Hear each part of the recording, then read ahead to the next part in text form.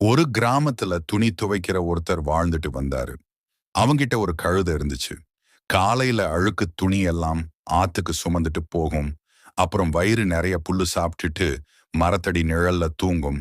சாயங்காலம் துவைச்ச துணியை சுமந்துக்கிட்டு வீட்டுக்கு வரும். கழுதையோட ஓனர் அதை நல்லா பார்த்துக்கிட்டாலும் அதுக்கு அடி மனசுல ஒரு குறை இருந்துச்சு. வீடு ஆத்தங்கரை ரெண்டுத்தையும் தாண்டி வேற எங்கேயுமே போக முடியலையே. எப்படியாச்சும் பக்கத்துல இருக்கும் காட்டுக்காவது ஒரு நாள் போயிட்டு வந்துடணும்னு மனசுக்குள்ள பிளான் பண்ணிக்கிச்சு. ஒரு நாள் கழுதைய வளர்த்த ஓனருக்கு உடம்பு சரியில்லாம போச்சு. அன்னைக்கு துணி துவைக்க போகல. இதுதான் ஷாக்குன்னு கழுதை நைஸா வீட்டை விட்டு வெளியே வந்து காட்டுக்குள்ள போயிடுச்சு. எங்க பார்த்தாலும் பச்சை பசேல்னு புல்லு, விதவிதமான கீரை, கலர் கலரா பூக்கள், வாசனையான பழ மரங்கள்னு சூப்பரா இருந்துச்சு காடு. கண்ணுல பட்டதையெல்லாம் ஆசையா சாப்பிட்டுச்சு கழுதை. வயிறு முட்டை சாப்பிட்டதும் தண்ணி தாகம் எடுக்க ஆரம்பிச்சது. தண்ணிய தேடிட்டு நடக்க ஆரம்பிச்சது. ஒரு இடத்துல ஓடைய பார்க்கவும் செஞ்சுச்சு. ஓடி போய் நீரோடையில வாய் வைக்கிற நேரத்துல உருமல் சத்தம். பயந்து போய் கழுதை நிமிர்ந்து பார்த்தா கொஞ்ச தூரத்துல புலி ஒண்ணு நின்னுகிட்டு இருந்துச்சு. அவ்வளவுதான். கழுதை எடுத்துதான் ஒரு ஓட்டம். காட்டுக்கு வெளியே வந்ததும் தான் ஓட்டத்தை நிறுத்துச்சு. மேல் மூச்சு கீழ் மூச்சு வாங்கிட்டு நின்னுகிட்டு இருந்த கழுதைக்கு ரொம்ப பக்கத்துல இருந்து ஒரு குரல் கேட்டுச்சு. ஏன் கழுதையாரே, காட்டுக்குள்ள இருந்து இப்படி பயந்துட்டு ஓடி வர்றீங்க? கழுதை திடுக்கிட்டு போய் திரும்பி பார்த்தா நரி ஒண்ணு சிரிச்சுக்கிட்டே இருந்துச்சு. ஏன் கேக்குறீங்க நரியாரே?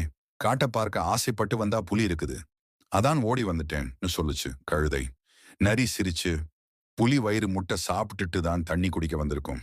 நீங்க தேவையில்லாம பயந்துட்டீங்க கழுதையாரே சொல்லிட்டு சிரிச்சுது.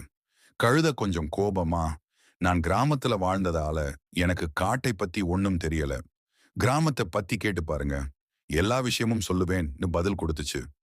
நரி, மன்னிச்சுக்கோங்க கழுதையாரே, கிராமத்துல இருக்கிற உங்களுக்கு காட்டை பார்க்கணும்னு ஆசை. காட்டுல வாழ்ந்துட்டு இருக்கிற எனக்கு கிராமத்தை பார்க்கணும்னு ஆசை. என்ன உங்க கிராமத்துக்கு கூட்டிட்டு போறீங்களான்னு கேட்டுச்சு. கழுதை, ஓ தாராளமா கூட்டிட்டு போறேன்னு தலையாட்ட ரெண்டும் கிராமத்துக்குள்ள நுழைஞ்சதுங்க. கிராமத்தோட என்ட்ரன்ஸ்ல யாரோ ஒரு விவசாயி வெள்ளரி கொடி பயிர் வச்சிருந்தாராம். நரிக்கு நாக்குல எச்சிலூட ஆரம்பிச்சிடுச்சு. கழுதையாரே, நீங்க முன்னாடி போயிட்டே இருங்க, நான் இப்ப வந்துடுறேன்னு நரி சொல்ல, கழுதையும் அதை நம்பி முன்னால நடக்க ஆரம்பிச்சது. நரி நைசா வெள்ளரி காட்டுக்குள்ள இறங்குச்சு.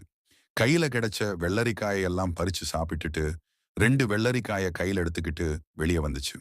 அந்த நேரம் பார்த்து அந்த பக்கம் வந்த ஒருத்தர், ஐயோ நரி நரி, வெள்ளரிக்காய தூக்கிட்டு போகுதுன்னு கத்த, கிராமத்துல இருக்கிற அத்தனை பேரும் கம்பு கத்தியை எல்லாம் தூக்கிட்டு நரியை அடிக்க வந்துட்டாங்க. நரி பயந்து ஓட ஆரம்பிச்சது.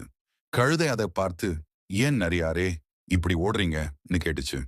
நரி ஓடிக்கிட்டே, கிராமத்தை பார்க்க ஆசைப்பட்டு வந்தா இப்படி அடிக்க வர்றாங்க. நான் காட்டுல இருந்ததால எனக்கு கிராமத்தை பத்தி ஒன்றும் தெரியல. காட்டை பத்தி கேட்டு பாருங்கன்னு சொல்லிட்டு ஓடி போயிடுச்சு. எல்லாருக்கும் தன் இடம்தான் சுகமானது. மற்ற இடம் ஆசையா தெரிஞ்சாலும் அங்கேயும் சொந்த பிரச்சனைகள் இருக்கும். நம்ம இடத்தை விட்டு அலையாம அதை ரசிச்சு வாழலாம். கதை பிடிச்சிருந்துச்சுன்னா ஒரு லைக் பண்ணிட்டு அப்படியே சப்ஸ்கிரைப் பண்ணிட்டு போங்க.